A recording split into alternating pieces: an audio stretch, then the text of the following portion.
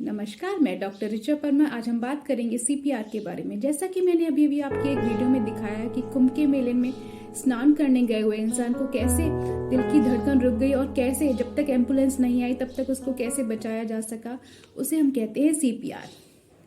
ये सीपीआर कोई इतना टेक्निकल काम नहीं है कि सिर्फ डॉक्टर ही कर सकता है। आप भी ये काम करके अपने और अपनों की जान बचा सकते हैं।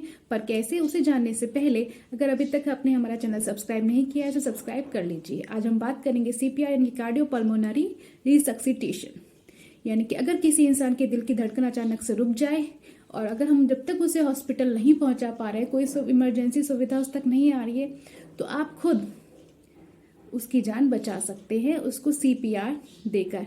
अब ये सीपीआर हम कैसे देंगे, क्या करेंगे, उसके बारे में जानते हैं। अगर आपके सामने कोई ऐसी प्रॉब्लम आ जाती है, आपके सामने कोई इंसान एकदम से फेंट होकर गिर पड़ता है, अब वो सिर्फ फेंट हुआ या उसके दिल की धड़कन ही रुक गई है, सीपीआर देना है नहीं देना, ये कैसे डिसाइड करेंगे?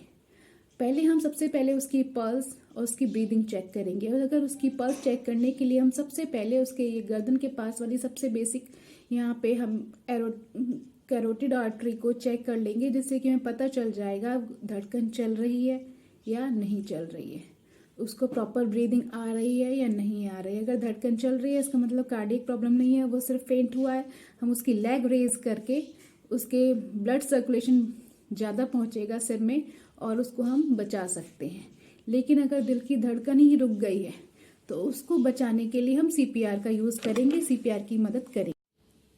अब हम बात करते हैं सीपीआर की। कब किस पेशेंट को सीपीआर देना, ये तो मैंने बता दिया कि अगर उसके दिल की धड़कन रुक गई है तो आप उसे सीपीआर दे सकते हैं। अब बात करते हैं सीपीआर देंगे कैसे। सीपीआर कोई बहुत ही टेक्निकल काम नहीं है। सीपीआर ABC की तरह ही सिंपल है, यानी ABC exactly.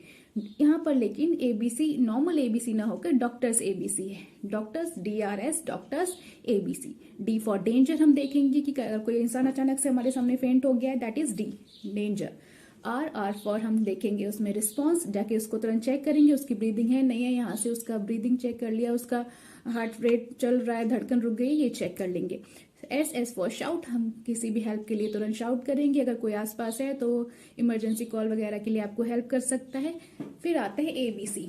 A for airway, यानी कि उसकी प्रॉपर उसमें एयरवे पैसेज बन पा रहा है नहीं पा रहा है, उसकी चिन ऊपर करके हम एयरवे का उसका देखेंगे। फिर ब्रीदिंग, सांस चल रही है कि नहीं चल रही है, कैसे नहीं चल रही है, और उसका सर्कुलेशन मेंटेन करने के लिए अगर ब्लड काम करना बंद कर जाए तो आपका सर्कुलेशन भी रुक जाएगा। और सर्कुलेशन को देने के लिए हम सीपीआर का यूज करते हैं।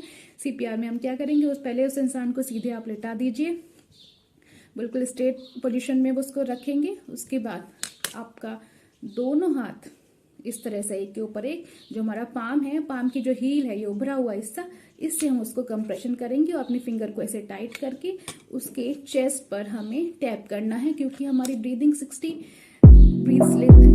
बार हमारा दिल धड़कता है मोस्टली। आइडियली अगर 1 मिनट में हम देखें तो हम यहाँ पर 80 to 100 बार उसको टैप करना है और बीच बीच में उसको हमें माउथ ब्रीदिंग भी देनी है, माउथ टू माउथ देना है। अगर आप नहीं दे पा रहे तो कोई बात नहीं, आइडियल में देना चाहिए, क्योंकि अगर आप पंप करके उसका ब्लड तो तेज करें लेकिन अगर उसको ऑक्सीजन नहीं मिल रही है तो वो कई बार आपका सर्वाइवल रेट उतना हाई नहीं हो पाता है।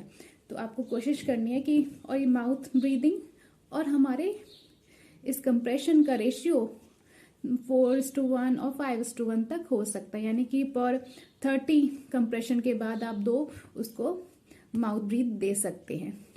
इसके बाद उसका ब्लड सर्कुलेशन, क्योंकि हमारा जो हार्ट है वो दोनों तरफ से, आगे भी हड्डियां हैं पीछे भी हड्डियां हैं, बीच में वो एक बलून की तरह फंसा हुआ है। तो जब दोनों तरफ से वो दबता है तो उसका सर्कुलेशन स्टार्ट हो जाता है, ब्लड ब्रेन तक जाना शुरू कर देता है, हार्ट तक जाना शुरू कर देता है, हम कॉन्शियस होने लगते हैं। तो जब तक कि हम हॉस्पिटल की सुविधा नहीं दे पा रहे पेशेंट को, इस तरह से हम उसको बचा सकते हैं। लेकिन बात करें अगर बच्चे की, तो बच्चे को आपको इतना प्रेशर नहीं देना है। बच्चे को हम सिर्फ 2 फिंगर से ही, पूरा हाथ ना देकर सिर्फ 2 फिंगर से ही टैप करेंगे और ज़्यादा प्रेशर भी नहीं लगाना है, सिर्फ हमें 1/2 इंच तक ही अंदर ले जाना है। और बड़ों का अगर हम कर रहे हैं तो हम 2 इंच तक उसको अंदर कंप्रेस करेंगे। इसके बाद जब ब्लड सर्कुलेशन बढ़ेगा, ब्लड ब्रेन तक पहुंचेगा, इंसान थोड़ा सा कॉन्शियस या सेमी कॉन्शियस कंडीशन में आने लगेगा। इसका मतलब आपकी दी हुई हेल्प से आप किसी की जान बचा पाने में सक्षम हो जाएंगे। ABC के बाद हम D की बात करते हैं कि डिफिब्रिलेटर। यहाँ पर इंडिया में थोड़ा कम है, बस ज़्यादातर एयरपोर्ट वगैरह एरिया में इलेक्ट्रॉनिक डिफिब्रिलेटर, जो कि मशीन से हम उसको प्रॉपर झटके दे सकते हैं, उसके यहाँ पर रखकर, हार्ट के ऊपर रखकर, वो भी उपलब्ध हैं। आप उनसे भी उसको कंप्रेशन दे सकते हैं। इंडिया में अभी ये इतना कॉमन नहीं है, पर बाहर और एयरपोर्ट वगैरह में आपको ये सुविधा मिल जाएगी। तो ये मेन ABCD थोड़ा सा ध्यान रखें और किसी की जान बचाने में आप उसकी हेल्प कर सकते हैं। और भी अधिक जानकारी के लिए संपर्क करें 9917446212 पर। और हमारा एड्रेस है तुम medical and dental clinic Hapur. धन्यवाद।